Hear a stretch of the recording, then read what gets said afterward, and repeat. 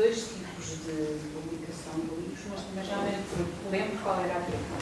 Primeiro quero agradecer-vos a todos, porque eu sem vocês andava completamente na maionese.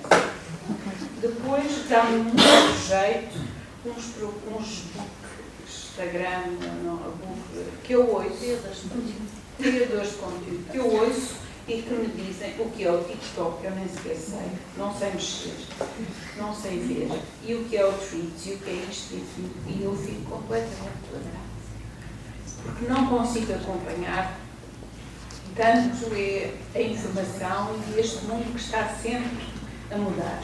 Depois eu tenho outra coisa, eu tenho maioritariamente, eu diria, 70% dos meus leitores têm mais de 65 anos e, portanto, o que eles veem, com sorte, é o Facebook e acabou. E ponto, não há mais que isso. E depois tenho esta geração toda nova que não quer os mesmos livros que aqueles outros leitores, mas para o qual eu lanço alguns que vou apontar. Só para vos dizer, e como isto é volátil, quando sai uma série no estrangeiro e quando sai um volume, eu tento publicar cá na mesma data. Nós agora vamos lançar um livro que é o Corto Maltese, vai sair no dia 30 de outubro em França e eu vou tê-lo a vender cá na mesma data. Mas, por exemplo, vai sair um dia 3 de novembro, que para mim será o número 2, que é o número 2 da coleção, e eu recebi os fechados esta semana. Portanto, para mim, é completamente impossível fazê-lo na mesma data. Depois, na banda desenhada, temos outra coisa. Por exemplo, acabei de publicar o mês passado um livro que entre o primeiro volume e o segundo tiveram 20 anos de intervalo. E acabei de publicar em agosto o Somerset 8, que já está publicado em França há uma série de anos, e é uma série que tinha sido publicada em Portugal até ao volume 4. Neste momento eu já vou no 8.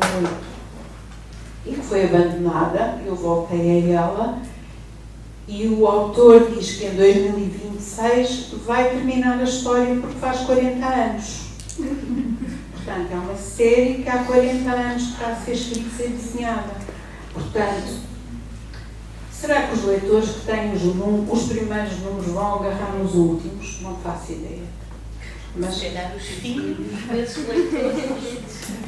Por norma, os filhos de quem leu banda desenhada não lê. Quando muito lê mangá. É outra área, ou lê o cómics americano. Felizmente, os novos leitores para nós de banda desenhada são vocês. Vocês, eu não sei há quantos anos, acho que há 6, colaboro com a Silvéria e felizmente surgiu uma coisa que é o Agosto ao Quadrado, que foi uma levada de ar fresco e conseguiram, porque eu tenho a certeza, porque eu recebo os e-mails que vêm do nosso site das compras online e comecei a ver. Quando apareceu o Agosto ao Quadrado, eu vendi mais uma série de livros que eles estavam mais ou menos parados e aqueles livros voltaram ao mercado e começa a ter encomendas outra vez daqueles títulos. Portanto, o vosso trabalho, para nós que somos uma nanoempresa e que temos 120 livros publicados, é muito, muito importante. Porque para o meu leitor tradicional, aquele que tem 70 anos e 80, ele vai comprar o Corto Maltese, porque ele já sabe que vem, mas esta gente toda, ninguém compra. Porque aquilo é uma história de um marinheiro que já tem não sei quantos anos. Não, e a verdade é que temos nesta sala 3 das pessoas, 3 não, mas não foram 2 que O Prato já morreu. Há 30 anos. É outro. E agora existe a continuidade com o canal do PLR, continua a história. Mas depois temos uma história completamente diferente e muito mais atual e muito mais vivida com um personagem que se chama Corto Maltese, que é desenhado por Bastien Pictet, e assim vai para este público. E, portanto, quem compra o tradicional não compra o do Vivês. São públicos diferentes e nós, cada vez, felizmente, podem haver muitos homens a ler, mas, maioritariamente, eu acho que são mulheres e as mulheres é que vão dar cartas nesta área, a nível de uma série de livros, desde a ficção, o romance, o que for, mas são maioritariamente mulheres. Sim, e eu dizia que nós temos neste momento nesta sala duas das pessoas que têm estado a puxar mais e a tentar que mais pessoas leiam banda desenhada. Portanto, temos o Agosto ao Quadrado, temos o 48 Horas na Nona, e que eles suspendem durante agosto porque é o projeto da Silvéria. E, portanto, eu acho que durante muito tempo em Portugal viu-se banda desenhada como algo que era para crianças, o que também era uma barboeira, e na realidade nós temos leitores de banda desenhada já há várias décadas, e quem é leitor de banda desenhada já é desde os anos 70, 80, por aí fora. Eu direi ainda outra coisa. E agora estão a ouvir mais pessoas. Eu vejo pelos meus leitores tradicionais, nos anos 60 e 70, portanto, pessoas que agora têm 70, 80, acima de 70 anos, era hábito irem ao quiosque com os pais e receberam e compravam um livro e compravam a revista Tintim.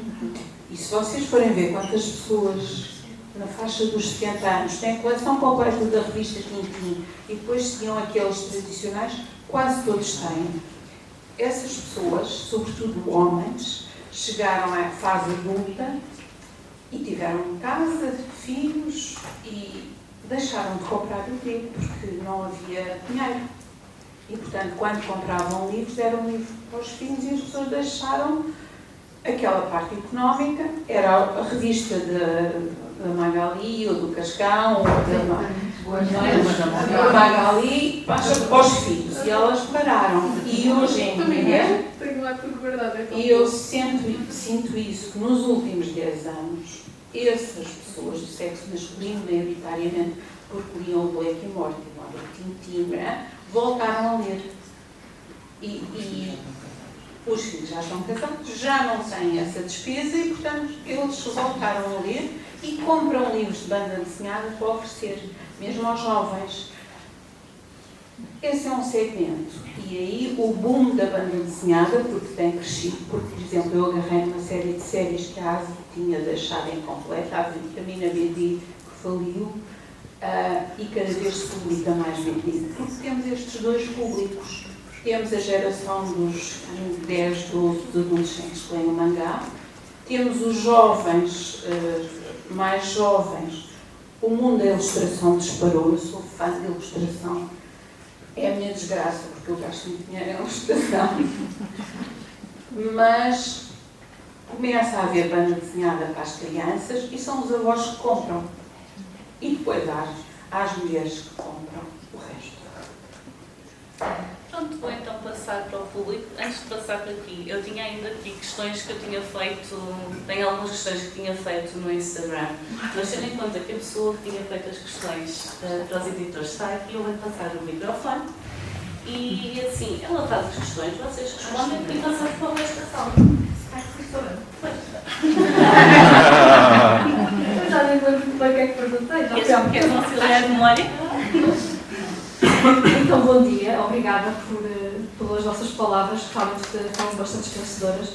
Uma das questões que eu me lembro que coloquei para os editores é se no momento de escolher publicar o manuscrito, se dão prioridade a manuscritos com muitas páginas, com menos páginas, se isso é sequer uma questão. Portanto, o que é que resulta, se calhar, no mercado português, ou se depende também do tipo de história que têm à vossa frente? Sim, no meu caso e no caso da nossa editora e das nossas chancelas, a partir de um determinado número de páginas, torna-se quase proibitivo publicares um livro, ok? Porquê? Porque a nível de custos torna-se um monstro e depois os teus custos aumentam, mas o teu preço final não pode aumentar, porque o livro não é, infelizmente, não é um bem de primeira necessidade, não é? Então, num mercado que é tão pequeno, em que em certas áreas, e a Tânia então tem uma área onde a concorrência é voraz, mas onde tens tanta escolha, muitas das vezes de segmentos muito semelhantes, €1 ou €2 a mais podem fazer diferença efetivamente na escolha. Mas tens outra coisa que é importante dizer, e que a Tânia já falou, que é o tal aumento de 10 a 15% na dimensão, isto falando numa tradução que vem do inglês para o português. Portanto, sim, temos em consideração a dimensão do livro original e muitas das vezes deixamos cair projetos que até podem ser muito interessantes, mas porque a nível de negócio não é minimamente rentável. Isto também tem muito a ver com o mercado, não é? Nós temos um mercado tão pequeno, se nós fizéssemos tiragens de 5.000 exemplares, podíamos fazer livros com mais de 500 páginas. Mas depois, será que o leitor também quer um livro de 500 páginas?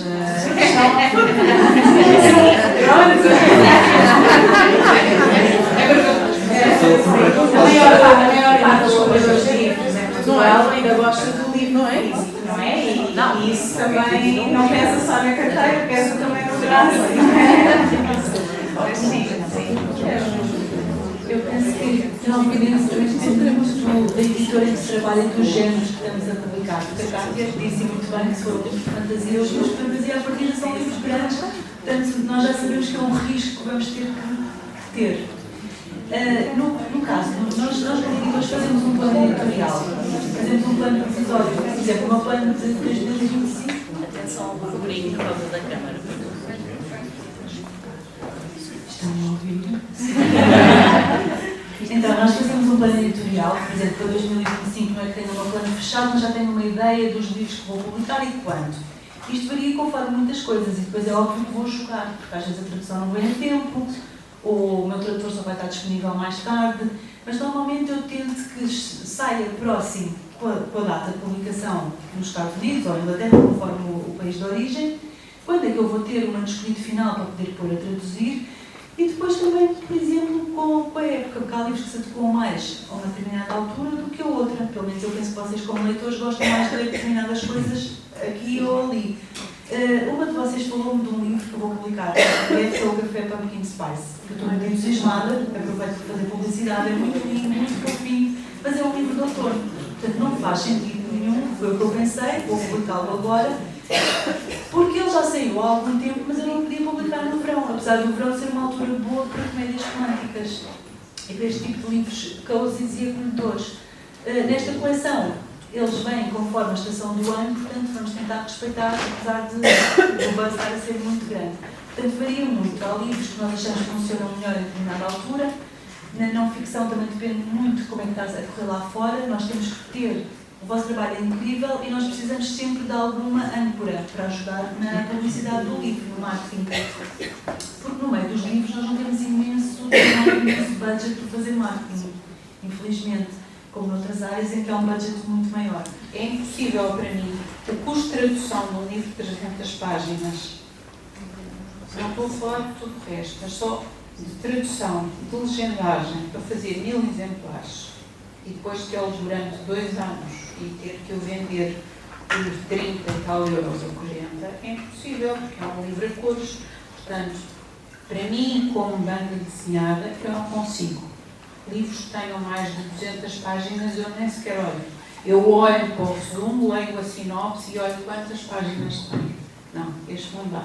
Por muito que eu goste. Só para vos dizer outra coisa que a Tânia acabou de falar, da vida do livro.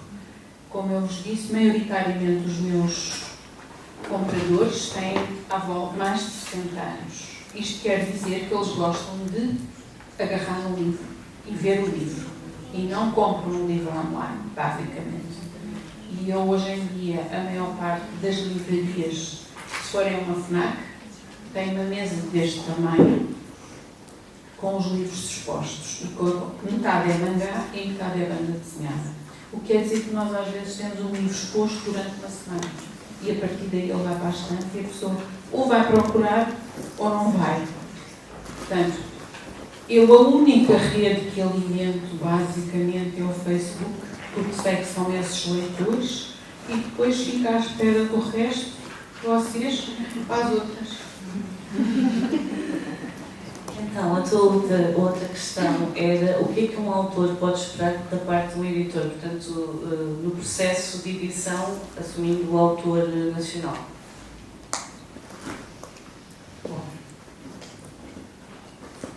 Vou dar o exemplo do infantil porque acho que é o mais fácil.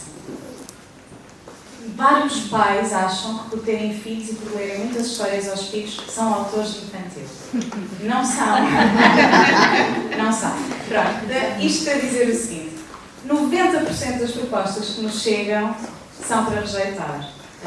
Mas ainda bem que existem canais e que existe iniciativa da parte de quem gosta de escrever e de quem gosta de ler para contactar com os editores para oferecer-se como autor e para propor propostas e mostrar histórias e ideias, porque 90% são para rejeitar, mas há ali 10% em que pode estar uma história belíssima.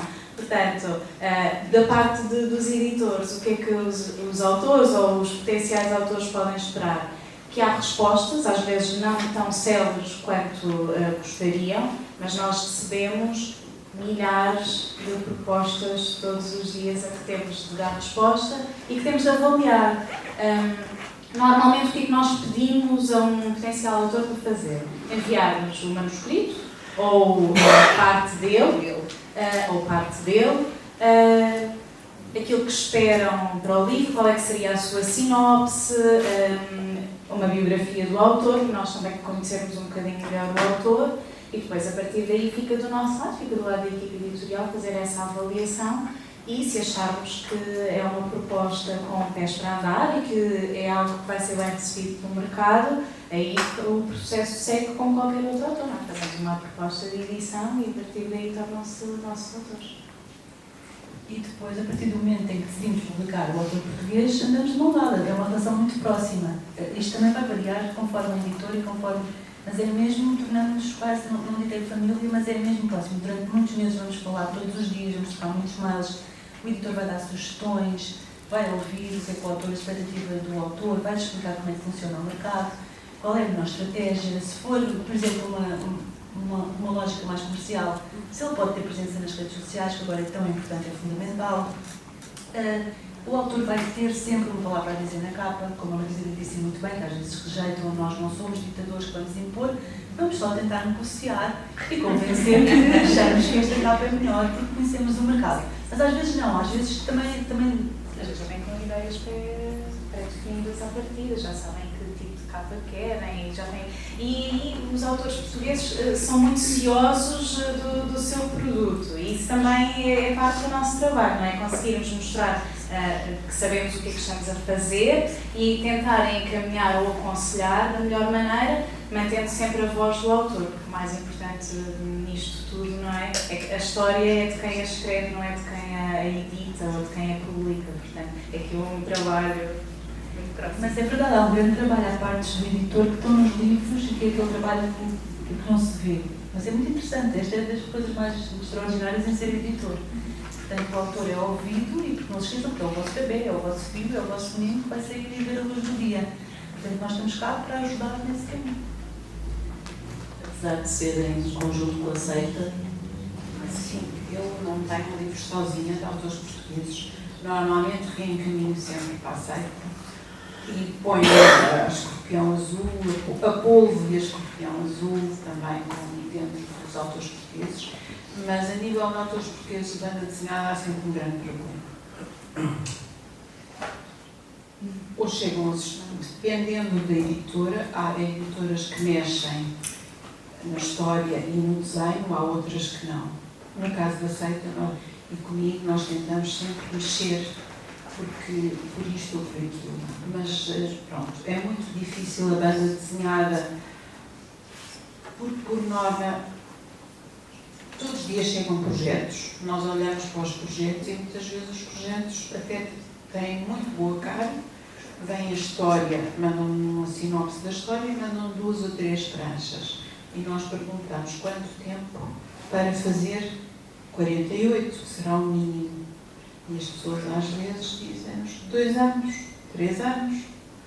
Portanto, é uma realidade muito diferente. quando os autores aceitam um trabalho muito próximo, consegue-se desenvolver um livro, mas eles têm que manter um ritmo, mas é muito difícil porque um livro que seja vendido por 20 euros, as pessoas não vão ganhar dinheiro, vão fazê-lo por amor à camisola, muitos querem fazê-lo e fazem coisas muito giras, mas têm o seu trabalho, têm a sua vida e pensar que todas as semanas fazem, como um autor estrangeiro faz uma página por dia, não fazem. Nem o argumentista, nem o desenhador. Portanto, é sempre mais difícil editar um livro de banda desenhada por isso. Porque as pessoas não têm método e porque depende pelo menos de 2 ou 3 pessoas. Não é só o argumento, a ilustração e a parte de colorir e quem está a trabalhar 2 anos num projeto e depois chega ao editor e diz, tens que fazer isto e isto e isto. Às vezes não aceitam muito bem, outras vezes aceitam, às vezes tenta que melhorem uma ou outra página, porque dizer vais deitar 20 páginas fora e refazer tudo, são mais de 2 anos de trabalho. Portanto, varia, mas pronto, o mundo da banda desenhada acho que é um bocadinho à parte. Eu vou passar este microfone para este lado e vou buscar aquele, só para não dar a atravessar-me aqui à frente. Era mais ali a questão da câmara. Posso só aproveitar que tenho o microfone na mão, fazer só mais uma questão. Peço desculpa.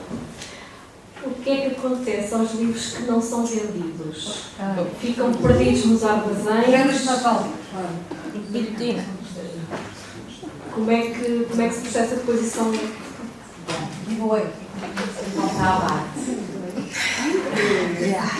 Nós fazemos um contrato de nós quando fazemos um contrato de edição, normalmente é um contrato por um período de 10 anos. Dependendo das modalidades dos contratos de edição, há contratos de edição que contemplam a possibilidade, por exemplo, dos livros não vendidos ficarem com o autor, mas a maior parte das vezes, e sendo as editoras as donas dos livros, não é? Nós é que investimos o custo que nós estamos a fazer, é pagar um royalty ao autor pela utilização da sua ideia. Portanto, chega a um determinado momento e sim, os armazéns estão cheios.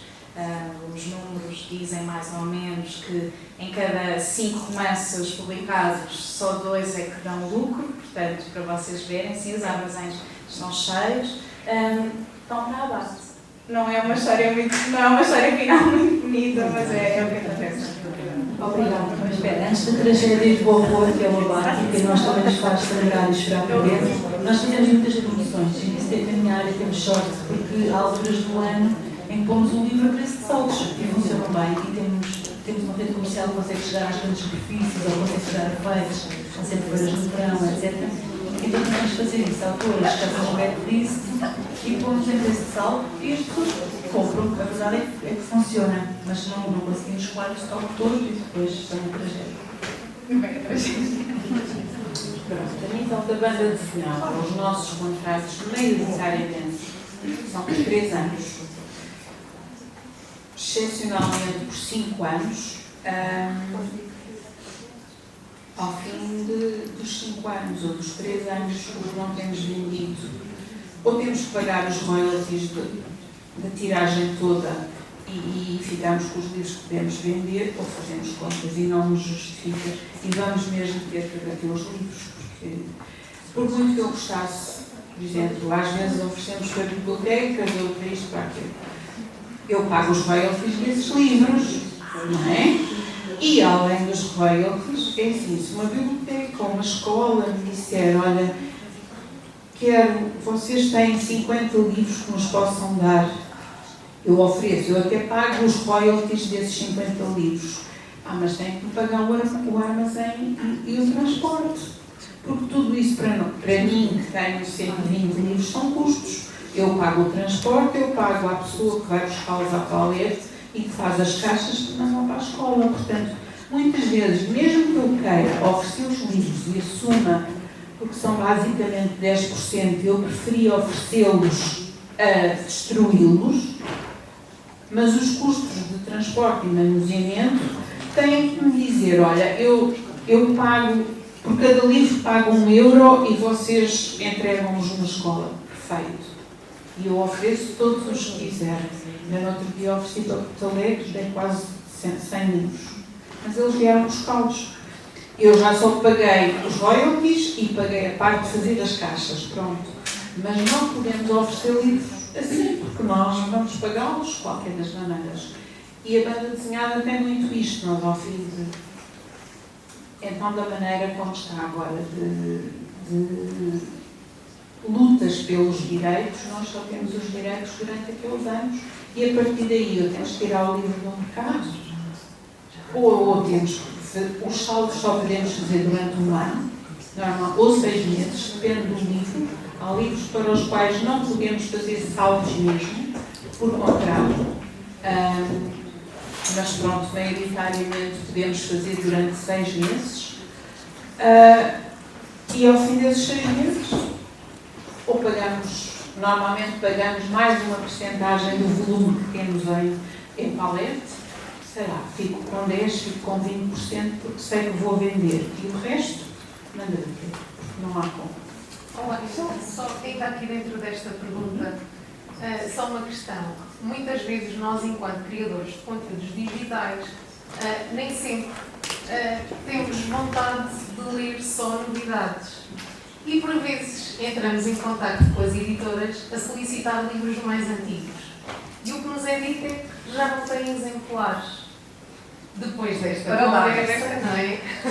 Visto que nós podemos também funcionar no sentido de influenciarmos pessoas a lerem outros livros, porque sabemos que hoje em dia é muito difícil comprar livros novos, por tudo, porque a vida está muito cara, porque há muitas despesas, e até para combater, se calhar, um bocadinho a ideia de que só que tem de se ler novidades, porque às vezes eu sinto essa pressão.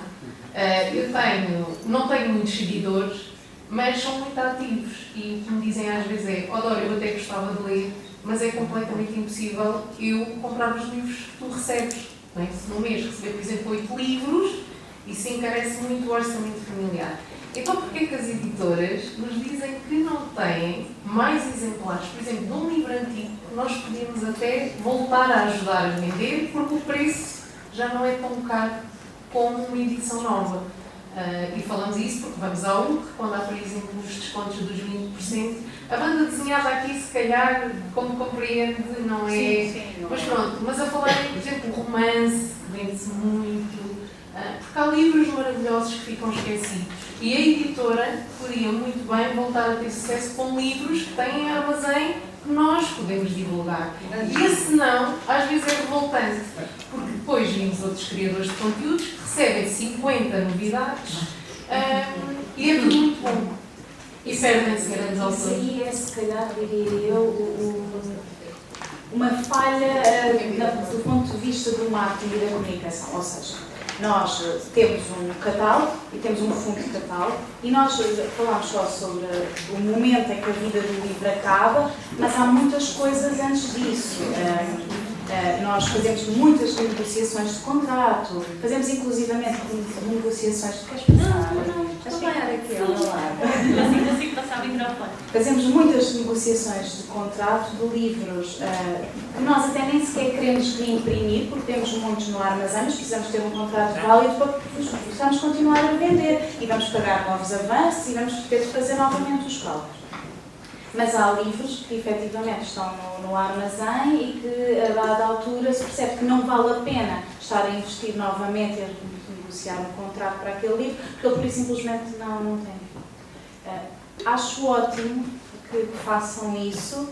Do ponto de vista da comunicação e do marketing, diria que talvez seja uma falha nossa, de editoras, porque nós fazemos tantos livros e acabamos por nos focar tanto nas novidades que se calhar não conseguimos reciclar tanto aqueles conteúdos que já têm, que provavelmente já temos feitos, percebes? E se calhar devíamos fazê-lo, porque temos efetivamente livros que se calhar até já secaram no mercado e que ainda estão no armazém e que simplesmente não ganham uma nova vida porque ninguém se lembra que eles existem. Porque os editores, que são quem conhece melhor os livros, estão focados a fazer, estão aqui na rodinha do hamster e às vezes temos dificuldade em sair da rodinha do hamster para ver o que é que já existe e o que é que pode ser feito. E isso é, sem dúvida, uma oportunidade que nós não estamos a agarrar. Também há outra questão que é nas editoras e também acho que varia conforme a organização de cada editora, há X números para ofertas. Também está dentro do contrato que nós assinamos com os autores. E muitas vezes já se atingiu esse número, portanto já não há mais.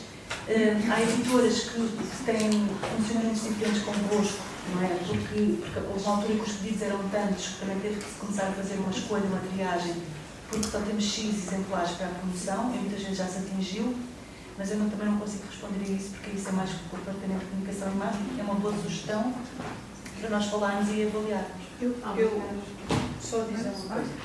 Pronto, eu não tenho muita noção, mas já tenho livros que editei em 2015, 2016, que alguns estão esgotados. E eu não tenho livros nos continentes, pronto, é o distribuidor que coloca. Se eu quiser colocar um livro que saiu, por exemplo, o Azul é uma cor quente. Gosto muito, sim. Pronto, foi distribuído agora porque acabou o contrato. Basicamente, ainda tem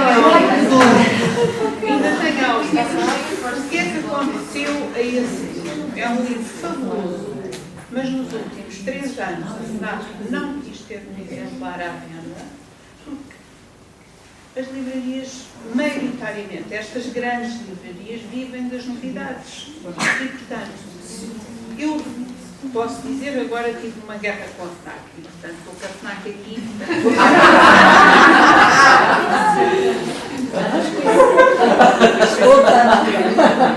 Eu edito 15 livros por ano, mais 3, 4 passeios. E a FNAC, neste momento, devolveu-me livros que foram publicados em janeiro, fevereiro, março e abril. Devolveu-me todos os exemplares e, neste momento, em stock, tem 10 exemplares de cada título.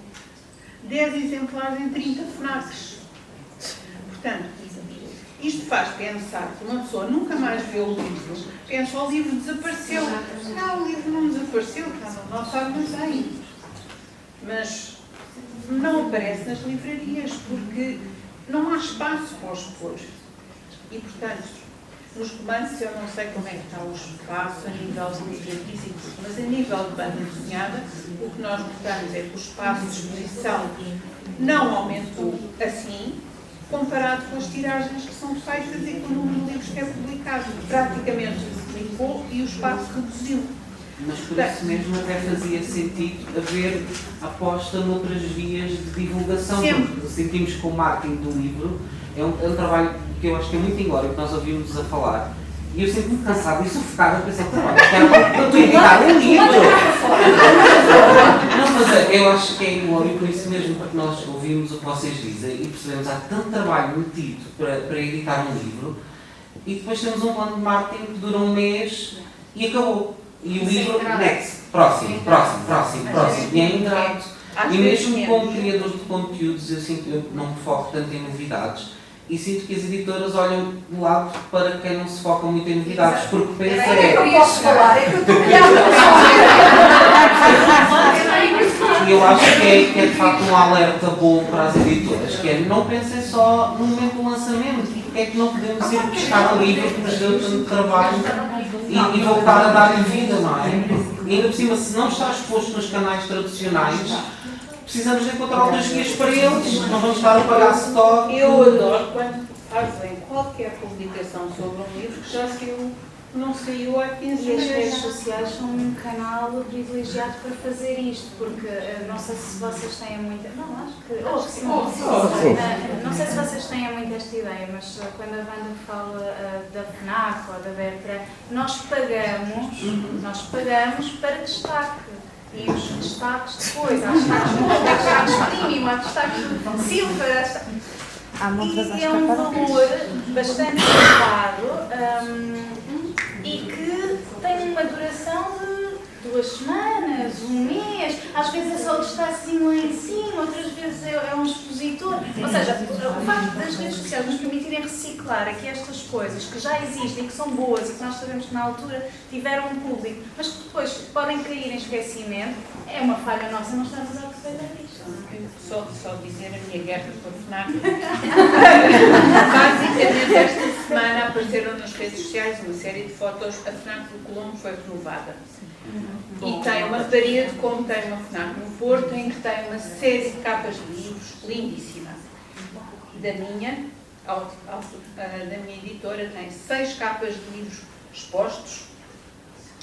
Livros nossos expostos só tem as últimas 3 novidades. Nem sequer os que estão na parede estão lá à venda. Não estão lá à venda, só conseguem comprar online. São de coração, Portanto, nós não temos dinheiro para pagar os destaques silver aqui acima e abaixo, não temos, portanto, Não, mas tem livros no armazém que nós podíamos ajudar a vender e que nós podíamos ajudar também. Só uma questão, a nível legal.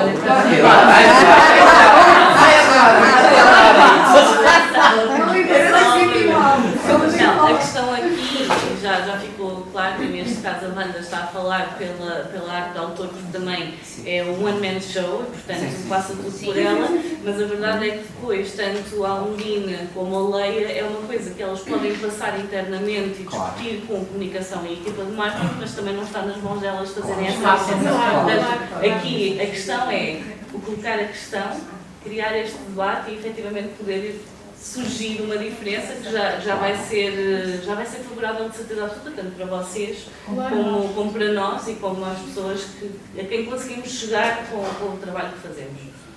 Portanto, agora... Eu queria falar aqui algumas coisas, vou tentar ser rápida, algumas já que falámos há pouco, mas eu acho que são importantes. A primeira coisa, quero agradecer à Ana por fazer sempre já é para aí o 5º ou 6º ano que ela faz isto, gosto muito, vem de sempre, e agradecer às editoras por estarem aqui. E vou começar aqui por um ponto que a Tânia, não é? Desculpa, Tânia.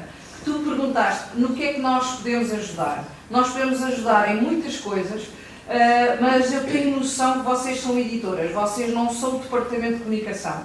E, nomeadamente, o departamento de comunicação das vossas 2 editoras está completamente desfasado em muitas coisas do que está a fazer, mas não é com vocês. Pronto, o que é que nós podemos fazer? O que a Dora disse é verdade também. Nós já houve situações de pedirmos livros, não é de 24, é de 2023, e nos foi dito, só podem responder, só podem pedir os livros que estão no formulário. E muitas vezes as editoras o que querem... Às vezes nem assim, às vezes não é no formulário. Não, e isto não é sabiamente, isto é em troca de informação. Todos nós temos muitos livros para ler, muitas editoras. Acho que este feedback é muito importante. Há editoras que querem montras de livros e existem criadores de conteúdos, a maioria deles, eu acredito que querem criar conteúdos, não querem mostrar fotografias de livros. Estão aqui muitas pessoas que trabalham há muitos anos, que não são só bookstagrammers, mas também estão aqui muito bookstagrammers, estão podcasters, estão youtubers, estão bloggers que trabalham há muitos anos, que já deram muitos livros a vender, nomeadamente à Leia, à própria editora, tudo sério. E é verdade, eu tenho noção, tudo o que eu estou a falar é com conhecimento de causa, vocês têm uma concorrência voraz e têm que mandar os livros cá para fora, porque senão os livros vão comprar em inglês, eu entendo isso. Mas nós estamos cá, a maioria de nós estamos cá para fazer um bom trabalho e para vos ajudar a vender livros a custo zero, porque nós trabalhamos a custo zero, como tu sabes. Pronto. Então, acho que as pessoas que, eu penso que a Silvéria irá falar sobre isso, o departamento, o marketing editorial, na maioria das editoras está errado. Pronto, é só a minha opinião. Segundo ponto, Tânia, tu disseste uma coisa muito interessante e eu acredito que tu o faças, mas a maioria das editoras não o faz. Não ouvem o nosso feedback, não ouvem. Porque querem, as editoras são empresas que têm que fazer dinheiro. Eu vou-te dar um exemplo. Algumas vezes eu faço leituras externas para certas editoras. Eu recebo, eu leio o livro em inglês e faço o meu relatório se é editável ou não. Pronto. E muitas vezes eles próprios sabem o que é que está ali, mas não está nas modas de agora, porque vocês sabem, desculpem o termo que eu chamo amor fudangal, eu inventei este termo, é estes eróticos, não é? Inclusivamente, eu fiz era péssimo, eu digo-vos que era péssimo. E a editora vai editar porque sabe que aquilo vai vender. E quando eu digo que sim, eu sei que alguns até são bons, não é? Pronto. Nós temos que ir com o que está, vocês têm que ir com o que está a dar. E tu disseste há bocado, Margarida, eu vou dar um exemplo. Eu falei com 2 editoras da mesma editora e disse assim, olha lá, saiu agora uma série, não vou dizer aonde, de uma autora vossa. Porquê que vocês agora não trazem o livro deste, fazem uma capa nova, que eu amo capas mas isto sou eu, não é? Eu sou a minoria. Com as capas, há uma jacket, que foi uma série de Linklater. Não, nós não vamos trazer porque ela é a nossa autora, o primeiro livro não vendeu.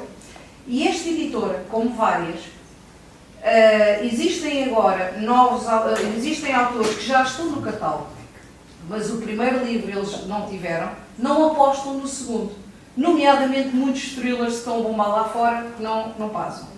Outra situação que falaram, agente de autores, era o meu sonho.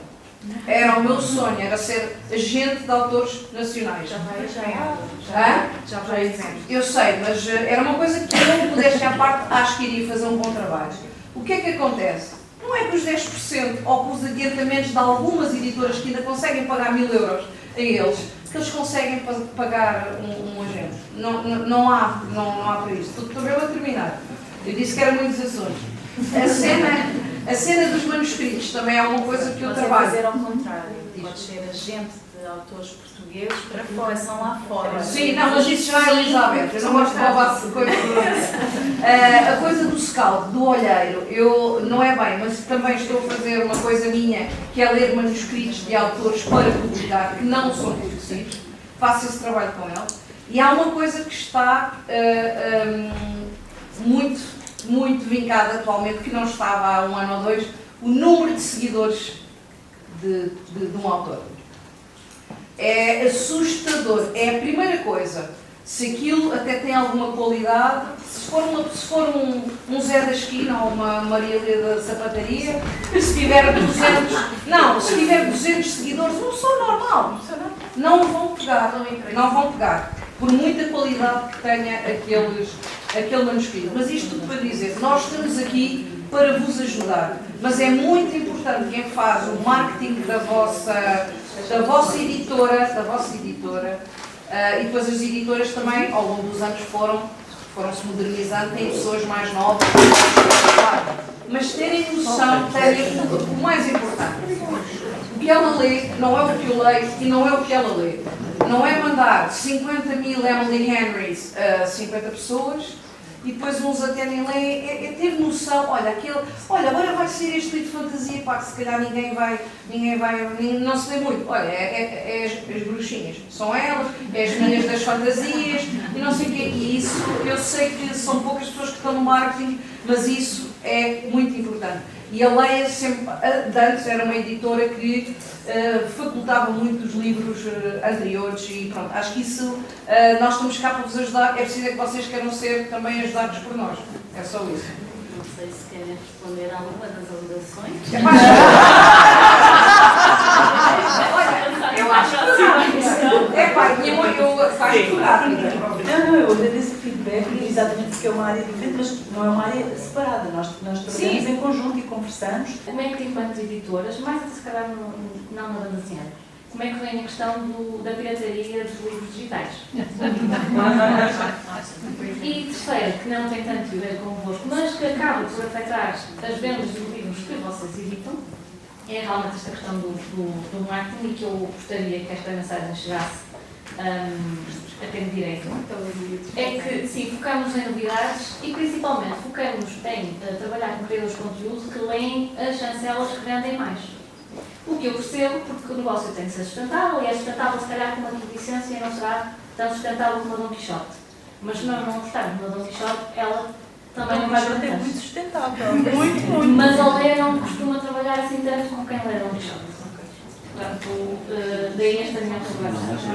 Não nas redes sociais. E aquilo que eu noto é que, em vários editores, nem vou... Mas aí, se calhar, não sou talvez É porque aí, se calhar, eles têm aos jornalistas, aos jornais mais tradicionais, mas eu estou só a falar sem incluir em causa, está bem?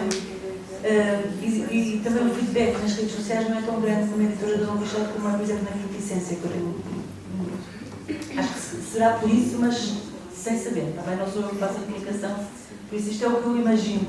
Porque a Dom Quixote é óbvio que vai ter livros, vai ter crítica, vai ter entrevistas aos autores no Expresso, no Público, nas televisões, enquanto que a Quintessência muito dificilmente vai chegar aos mais tradicionais, portanto eu sei que a minha comunicação são vocês. Mas depois continuará a ser uma chancela que parece elitista, não é? Que parece mais para intelectuais, precisamente aparecer nos 9 letras e não noutros canais.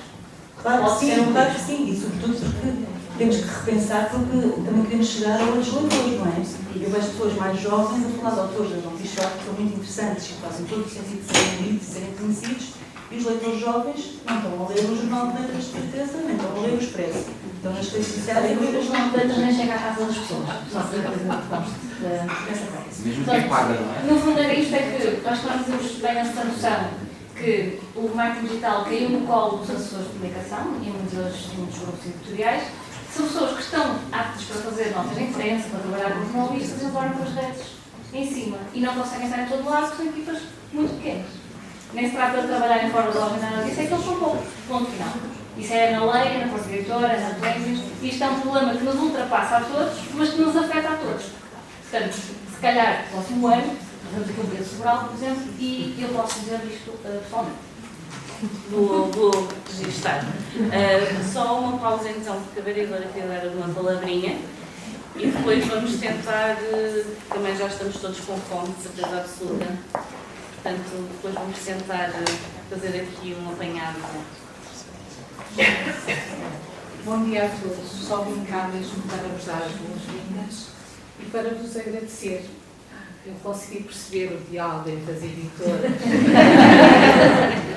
e o vosso papel, que é tão importante. O facto de estarem na Casa dos Livros, na Biblioteca Municipal, para nós orgulha-nos imenso, porque felizmente vocês dão um grande impulso ao livro e à leitura.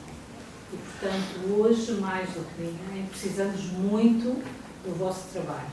E, portanto, fiz questão de vir cá, agradecer a Ana Lopes por vos juntar aqui nesta Casa dos Livros, juntar também e criar este diálogo que tem a ver com a solução também de alguns problemas que identificam no dia-a-dia, e é conversando e comunicando que vamos fazendo estas pontes e melhorando aquilo que todos nós pretendemos, que é divulgar o livro e a leitura. E realmente vocês têm um papel incrível e cada vez mais nós sentimos, quem trabalha no Sou Vereador da Educação e da Cultura, sentimos que vocês são peças fundamentais nesta engrenagem da cultura e da educação. E, portanto, contamos muito convosco para chegar a muita gente e que este diálogo entre as editoras e também escritores, bibliotecas, escolas, seja enriquecedor no sentido de conseguirmos alcançar o nosso objetivo, que é comum, não é? O nosso objetivo é comum. E, portanto, desejar-vos um bom trabalho nesta jornada, agradecer muito aquilo que vocês fazem no dia-a-dia e continuar a contar convosco sempre e espero que mais se juntem para que esta missão consiga ser minimamente cumprida, que é aquilo que desejamos. Portanto, era só esta nota, agradecer à Ana, a organização e todos que trabalham nesta equipa, por estarmos aqui hoje, para vocês conversarem um pouco sobre aquilo que vos incomoda e que querem ver ultrapassado. Obrigada a todos. Obrigada.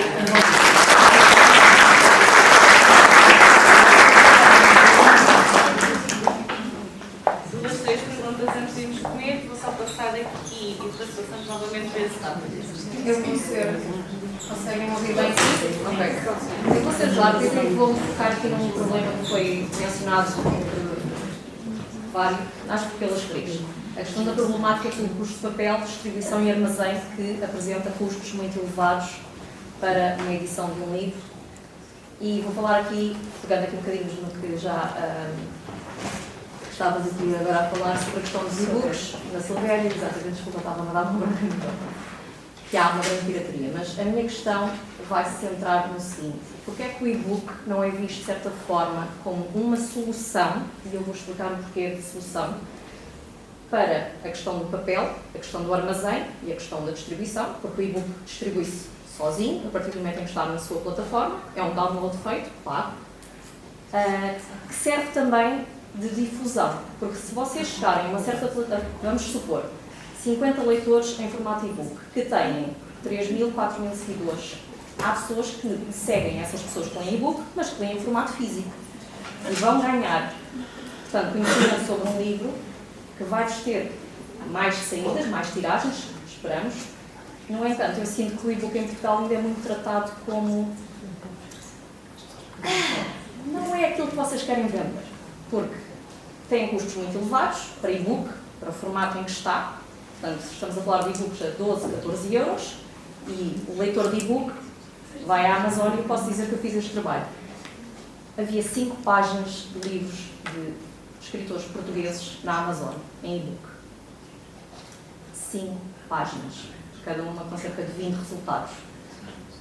E depois nós vamos a outro escritor qualquer, e o pior, encontramos estes escritores às vezes traduzidos para inglês ou para português do Brasil, que têm vendas, 10 mil vendas, que aparece lá registado em português do Brasil, ou em inglês. Portanto, o e-book vende, a questão é porque é que ele cá não vende, o que é que está a falhar e porque é que ele não é tido como uma possível solução para mitigar, em parte, estes custos de papel, logística e armazém.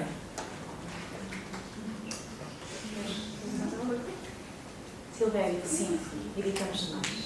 Editamos brutalmente mais com o mercado que nós temos. Vocês já devem ter visto estes números. No ano passado houve um aumento, felizmente, do número de leitores em Portugal, sobretudo na faixa mais jovem. Quem comprou mais livros, ou quem teve um maior aumento da compra de livros, foi a faixa etária entre os 15 e os 24 anos, e quem leu mais é a faixa etária seguinte, entre os 25 e os 34, ou seja, os portugueses estão a ler mais e são os mais jovens que o estão a fazer, portanto isso é ótimo. Números finais do ano passado, foram lidos em média 5,4 livros por cada português, leitor. O que já aumentou. O que já aumenta. Se fizermos a divisão pelos 10 milhões de portugueses, dá 1,3. Portanto, isso são más notícias para nós editores, porque se lê ainda muito pouco, independentemente de se publicar demasiado, ou pelo menos demasiado para o número de leitores, mas o potencial de crescimento do mercado é grande. Pronto, isso são boas notícias e tem vindo a crescer. Mas sim, nós fazemos demasiados livros, o mercado está muito saturado, sobretudo em algumas áreas, ainda para mais em áreas onde a concorrência é grande e porque tu trazes ainda dados mais fidedignos do que eu, porque eu estou a falar um bocado de cor, mas nas áreas da ficção nós fazemos uma publicação muito imediatista, ou seja, é uma tendência, ir atrás da tendência. Nas áreas da não-ficção temos mais os livros que se tornam clássicos, mas temos cada vez mais dificuldade em encontrar o próximo grande lobo de touros, por exemplo, porque vivemos aqui muito no imediatismo. E isso faz com que consigamos aproveitar muitas oportunidades do momento, e ainda bem que isso é que está a fazer crescimento de leitores, mas por outro lado temos dificuldade em fazer, ou cada vez mais dificuldade em fazer aqueles livros que vão ser os long sellers. Isso sim, andamos aqui um bocadinho entalados entre a oportunidade e a dificuldade de dar resposta a isto. Pirataria. A maior parte de livros que circulam sem autorização são partilhas vindas dos autores ou da família. Ou seja, isto são dados mesmo reais. Há muitos PDFs, porque nós trabalhamos com PDFs com os nossos autores. E os e-books também são ficheiros. Está provado que a maior parte da circulação vem daí. Todos nós e nas nossas empresas temos departamentos de IT que estão super atentos a isto e que tentam fazer tudo e mais alguma coisa para bloquear, para truncar, sempre que é visto em algum sítio e fazer a denúncia. Isto está sempre a acontecer, mas é um bocadinho correr atrás do prejuízo, não é? É difícil. Sobre vendas de e-books, e para não estar aqui a ocupar demasiado tempo, o que é que eu posso dizer? Nós, na nossa editora, neste momento fazemos e-books de todos os livros. A procura é marginal. Temos alguns livros que vendem muitos, e muitos é vender 500 livros por mês, 500 e-books por mês, e isso é muito bom. mas depois tens livros em que vendes como e-book, livros que estão no mercado há 4 anos e que vendem como e-book. Ou seja, a televisão não matou a rádio, o e-book não vai matar de maneira nenhuma o livro físico, mas o português tem muita resistência. E talvez porque é um consumidor, é um leitor ainda muito tradicional. A maior parte dos livros que compra ainda é na livraria, embora o online tenha estado e tenha vindo a aumentar nos últimos tempos, mas ainda temos um leitor que é muito tradicional e que não está ainda muito... Por exemplo, audiobooks praticamente não se fazem porque praticamente não se vendem. E em países anglo-saxónicos o pessoal vai no carro e em vez de estar a ouvir a rádio está a ouvir o audiobook. É uma coisa que eu adorava fazer. Vou só fazer uma questão, só um pequenino caso. Metam a mão no ar quem tem aqui um e-book reader nesta sala. Não tem. Eu posso dizer qual é o problema. O problema são os formatos, que não são compatíveis com os nossos e-books. Sim, o problema é do nosso lado. Sem dúvida. Não é eu, completamente claro. Sim, mas nós também não somos representativos de todo o leitor Certo.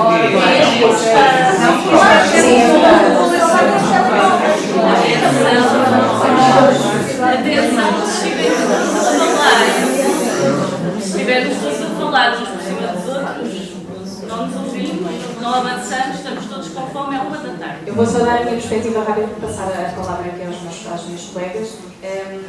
Nós fazemos 2 tipos de e-book. Fazemos os e-pubs, são ficheiros e-pubs que são compatíveis com praticamente todos os readers, excepto Kindle. Não. Dá para converter? E os da Apple também não. E fazemos aquilo que nós chamamos os PDFs marcados, que são ficheiros de PDF interativos e que para certo tipo de livros, nomeadamente livros mais técnicos, e nós temos também uma área técnica forte, aí não fazemos o ficheiro EPUB, mas é também compatível. O grande problema dos e-books e do nosso lado, ou pelo menos o entrave neste momento, é que nem todos nós, editores, temos os nossos e-books à venda em todas as plataformas. Ou seja, eu quando faço um livro físico, eu coloco no mercado em todas as livrarias e em todos os grandes canais. Ao nível dos e-books, não. E a Amazon é um canal muito bom, mas é que a Leia não. A Leia consegue, aliás, nós temos alguns e-books nossos a serem vendidos via Leia. Porque a Amazon é um canal muito bom, mas que nem todos nós conseguimos neste momento estar a vender lá. Isso acaba por diminuir um bocadinho a oferta e essa pesquisa tem muito a ver com isso. O mercado brasileiro é brutal e está muito mais avançado do que nós em algumas coisas. O mercado português não só é pequeno, como ainda tem uma visão muito tradicionalista do livro, o que nos coloca alguns entraves a estes novos formatos, que me parecem que podem ser tendência do futuro sem substituir os atuais. Pois, neste caso, eu penso que a lei, nós durante muito tempo não apostámos tanto nos e-books porque não sentíamos resposta por parte dos leitores, mas acho que agora com o Leia isso está a mudar. A assinatura eu acho que é um bom projeto. Eu faço parte da lei, mas acho mesmo que o projeto é extraordinário para chegarmos também a mais leitores e mais leitores. Muitas vezes até leem um e-book e depois compram um livro porque querem ter um livro físico. E a seguir vão ouvir o audiolivro e é fantástico e espero que seja esse o caminho. Em relação à pirataria, é um problema enorme. Eu acho que agora nos livros, nós tivemos muita sorte até há alguns anos e não estávamos a sentir tanto, por exemplo, no mercado brasileiro já era assim uma coisa gigante. Neste momento, verifica-se em Portugal. Tânia, vocês a semana passada saiu uma autora nossa, nacional, que é a nossa amiga, no dia a seguir o e-book estava em todos os WhatsApps, tudo lá, estava em todo lado. Não é um familiar. Há grupos que, exemplo, faz conta que eu e a Silvéria vamos comprar um e-book novo. A meias, e depois, como é que é? E depois põe-se lá no grupo, já é para toda a gente. Pronto, foi o que eu vi. O que eu sinto é que as pessoas, mas pronto, isso aconteceu na música e aconteceu com o cinema, não é? Sim, sim. Nós não temos noção de que é proibido, não é? Há pessoas que não têm noção de que aquilo não é para partilhar. Com os jornais e as revistas. Com os jornais, com as revistas, aconteceu com uma série de áreas e agora nos livros este problema. E pode ser muito grave, mas como é óbvio, nós precisamos que as pessoas comprem livros, porque senão os livros deixam de existir. É simples, tão simples como isso. E o que eu sinto é que muitos leitores não se sentem que estão a fazer uma coisa que é proibida. Porque eu até vejo nas redes sociais, às vezes nas próprias páginas dos editores têm Nós vimos um TikTok de uma menina que fez um vídeo onde ela disse, não sei quem é, eu não conheço, também não tenho TikTok, mas ela disse: ei, pessoal, deixem o link de um grupo tipo Telegram que já me pediram, vou partilhar aqui para vocês lerem. Tenho aqui o e-books no meu e-reader. Socorro. Aliás, uma coisa que tem que ficar clara, e eu acho que é claro para quem está aqui, mas talvez não seja para a maior parte dos leitores, não é só proibir. Pirataria é crime. E, portanto, qualquer dúvida que façam, que provavelmente não vai acontecer, mas acontecendo, é crime. Há penas. E se não, coisas piores dependendo daquilo que uma polícia encontrar. Por exemplo, portanto, não é uma questão de proibição, é uma questão de ser um crime. Estamos a intuir também que chegue o retorno a quem já teve o trabalho, não só de autor, editoras e por aí fora. Óbvio que o livro está com um preço muito caro, mas também estamos numa biblioteca, as bibliotecas municipais existem, alguém não se importa de emprestar um Kobo, um Kindle a um amigo, portanto há sempre formas e alternativas para dar a volta a esta situação. É assim, já é 1h05 e eu tenho pelo menos ainda 2 pessoas com questões. E portanto vamos só Minha pergunta é rápida. Qual é a vossa opinião sobre o uso da inteligência artificial na edição dos livros, nomeadamente nas capas, e quais as suas vantagens? Portanto, desvantagem artificial. Inteligência artificial. Vantagens e desvantagens. O que é que achas? Então, eu estou muito curiosa e não tenho ainda uma resposta concreta, tá bem? Porque a inteligência artificial está a ser recente, pelo menos eu falo para mim, é uma ferramenta recente que eu só descobri, que eu só uso há pouco tempo. Nas capas, acho que pode ser uma ferramenta, mas depois também vai colocar uma série de outras questões, que é o do artista, dos direitos de autor, etc. Portanto, temos que ver isto. Também acho que vai acontecer a nível de tradução, não é? Que se vai perder determinados tradutores para se pôr num programa de inteligência artificial que vai traduzir um livro, mas depois que qualidade terá esse livro, como é que vem a seguir? Eu acho que a inteligência artificial tem sempre benefícios incríveis, não é? Porque, por exemplo, eu posso pôr perguntas no ChatGPT e ele responde. É extraordinário, não é? Mas depois também há determinadas profissões que vão diminuir, que vão acabar e eu não faço ideia como é que vai ser. Tenho muito essa questão e penso muito nisso, como é que vai ser. O que é que isto nos vai trazer a nós como meio? Mas não é uma área em que ainda está a entrar, em que eu penso que há áreas em que a inteligência artificial está muito mais avançada, na parte dos livros, não sei se partilham dessa opinião comigo, mas eu penso que é uma coisa recente no nosso dia-a-dia. Porque eu acho que é uma questão que tem um impacto muito grande em algo que é muito visual, como a BD. Nós temos uma designer que, quando começou este boom da inteligência artificial, nos veio perguntar o que é que nós achávamos ao testar umas imagens. E ela já nos fez algumas imagens de capa com base em inteligência artificial. Isto é como tudo. E eu aqui vou dizer-vos também, enquanto pessoa que gosta de escrever, que sou um bocadinho cética, mas a parte boa é uma ferramenta. E é uma ferramenta como todas as outras. Eu acho que deve ser visto como uma ferramenta. Porque também existem dicionários, também existem tradutores, também existem prontuários, gramáticas, e todos nós os temos e recorremos a eles. Portanto, desde que seja visto como uma ferramenta e não como um substituto ao trabalho humano, nós devemos louvar, utilizar e saber retirar todas as suas potencialidades e todas as suas vantagens. No momento em que a inteligência artificial for usada, e aí eu direi mal usada como substituto do trabalho humano, aí acho que nós, editores, devemos ter sempre uma palavra a dizer para condenar essa utilização. E eu aqui falo, nomeadamente, ao nível das traduções. Nós não podemos ter, isto é a minha opinião, Ana Margarida, não é a opinião da minha editora, provavelmente, porque se calhar nem sequer tem ainda uma opinião. E eu acho que isto é um debate que vai ganhar expressão nos próximos anos e todos nós já vamos formando as nossas opiniões sobre isso. O que eu acho é que, enquanto editores, e nós vivemos, e vocês perceberam como é que é o nosso processo de edição, isto vive muito das pessoas que trabalham connosco. E nós queremos que elas continuem a trabalhar connosco e queremos que elas sejam remuneradas pelo trabalho que fazem. Portanto, para que elas sejam remuneradas pelo trabalho que fazem, elas têm de garantir que fazem o melhor trabalho possível, utilizando as ferramentas que têm à sua disposição, mas não devemos nós permitir que eles sejam substituídos, porque senão daqui a uns tempos já não teremos o mesmo produto. E estamos a falar de livros, estamos a falar de um produto que é intelectual. Qualquer automatismo vai retirar muito da essência daquilo que lá está escrito.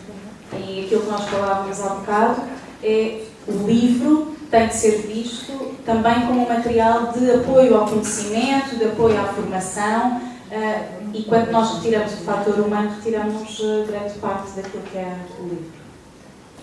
A nível da banda desenhada é um bocadinho mais complicado ainda. Vamos lá ver, nós temos, basicamente não temos banda desenhada em formato digital, existe, em Portugal é muito pouca, mas os nossos leitores e os autores, sobretudo os autores, são contra muitos dos livros serem publicados em formato digital. Nós temos, maioritariamente, uma grande parte dos autores hoje em dia já trabalham em digital, agora muitos ainda usam lápis amarelo e tal, mas não o veem com bons olhos. E um livro de banda desenhada no Kobo ou no Kindle não tem nada a ver com um livro de banda desenhada. Não, portanto, é um mercado que para nós não está, não concorre, não se dá valor. A nível de inteligência artificial, temos outro problema muito grande, porque, por exemplo, nós tínhamos muitos autores que estavam a usar e publicavam, alguns quase diariamente, um desenho que faziam, uma tira, um cómic, publicavam nas suas redes sociais e agora estão a retirar tudo das redes sociais, porque estão a ser imitados pela inteligência artificial e eles não o querem. Portanto, as pessoas agora publicam uma frase, uma fotografia, o que vão almoçar e que nós conseguimos acompanhar o trabalho do que eles estavam a fazer através das redes sociais deles e neste momento não o fazem. Portanto, eu não sei como é que vai evoluir, mas para a banda desenhada, neste momento, não é complementar, não é mesmo, não é. Últimas duas, antes de irmos comer. Sim. Sobre a inteligência artificial, só um apontamento. Se nós, por exemplo, se o autor postar algo, por exemplo, em algum das plataformas da Meta, isto é, Instagram, Facebook, existe a possibilidade de nós colocarmos que não autorizamos que a inteligência artificial faça alimentar da nossa informação. Existe essa possibilidade. Agora, até que ponto é que isso vai realmente ocorrer, lá está. São tecnologias depois de machine learning que vão existindo e de forma como a inteligência artificial vai aprendendo. Então, nós temos sempre que ter algumas cautelas, que eu compreendo. A nível da parte de com editores, uma questão que eu fiquei foi quando estavam a falar sobre os direitos, se já ocorreu alguma situação onde vos disseram que os direitos não poderiam ser passados para Portugal. Porque uma coisa que disseram foi os direitos para Portugal. Será que houve situações onde vos foi barrado esse acesso? Isso era uma questão que eu tinha. Posso só responder no instante da minha parte. Nós, ao perguntarmos para Portugal, por exemplo, eu sei que eu compro um editor estrangeiro, uma casa-mãe, e posso estar a comprar um livro que já existe há 10 anos ou há 20 anos, ou um livro que vai sair. E se o livro já estiver vendido para Portugal, eu nem sequer quero ter para ler o PDF.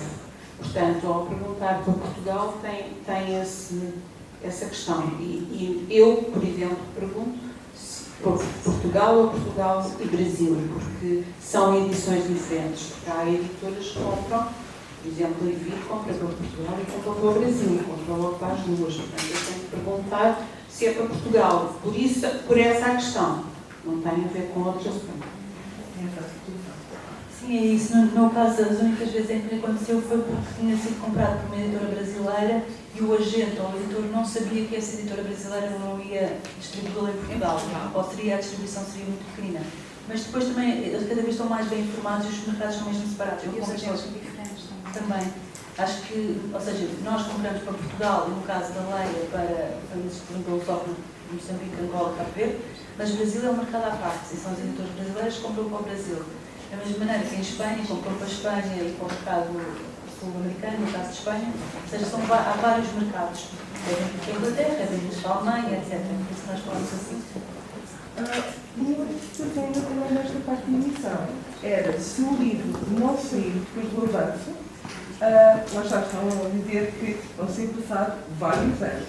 Até quanto é o vosso limite para que realmente não haja sensibilidade? Olha, é bom senso. É bom senso. Se me perguntas, Margarida, tu acreditas que aquele livro que vai se pagaste em 2018 ainda vai acontecer? Eu no ano passado contactei-os a perguntar, olha, mas isto vai acontecer? Sim, a autora até outubro tem o livro publicado. Não aconteceu. Sim, já estamos em outubro outra vez e não aconteceu. Mas isto é bom senso, não é? Porque tu já fizeste um investimento. Mas eles depois devolvem o dinheiro, se não assinarem. Tu tens sempre cláusulas de salvaguarda para uma série de situações. Agora, se tu acreditaste na obra, se pensaste que aquilo fazia sentido para o teu catálogo, às tantas podes pensar, já passou tanto tempo que já não faz sentido, e aí sim acionas as cláusulas. Mas se a autora se mantém relevante, se o tema continua a fazer sentido, vais esperando. Se me perguntas se eu acredito, não, claro que não. Mas cá estou, não é? Também há outra questão, quando nós compramos um livro, nós temos um prazo X por contrato para o publicar. À partida temos que publicá-lo em 18 meses, é o prazo máximo. O autor português aí varia porque é conforme quando aquele tem um livro pronto e acabado. Última questão. Olá, bom dia a todas. É simples. Vocês fazem ideia da proporção de leituras em relação ao dos nossos leitores em relação ao resto da Europa? É que eu sei que há um aumento nos últimos anos por causa de divulgação e tudo mais. É que eu queria saber se ainda há um mito do português que não lê ou lê muito pouco. Lê pouco. O português lê pouco. Não só temos um mercado pequeno, como temos um mercado de poucos leitores. Tem vindo a melhorar ao longo dos últimos 4, 5 anos. Eu acho que a pandemia também ajudou muito a isto. Atenção. As pessoas ficaram mais tempo em casa, voltaram a olhar para as estantes. Mas também há outra coisa, e aí nós não temos dados para referir. Os portugueses compram muitos livros que nunca chegam a ler. Mas tu aí não consegues ver. Tu aí não consegues ver muita coisa. Consegues ver vendas e vendas que estão cá ao mercado. Eu ia só fazer uma pergunta, porque ela trabalha e é uma coisa que a mim, como editora, faz tudo. Eu até hoje, e a Arte Autor tem 9 anos, tive uma venda para uma biblioteca. Portanto, a quem falar com bibliotecas, lancem, perguntem a quem é que compram os livros. Porque nós podíamos vender os livros para as bibliotecas com um desconto muito maior ou igual do que fazem. Se é compram muitas delas às livrarias da localidade, as que têm, e as livrarias da cidade, por norma, compram aos grandes grupos. Eu, como digo, até hoje vendi para uma biblioteca. Porque como não conseguem pagar logo, porque dependem do pagamentos, compram compram às livrarias locais que ficam à espera de receber. Nós não compram toda a gente. Mas nós fazemos o mesmo. Eu, como uma distribuidora, os livros que vendia em abril, maio, junho, eu não os recebia e receber. Tem uma sugestão. Bibliotecas e corta isso. Olha, vou dar esta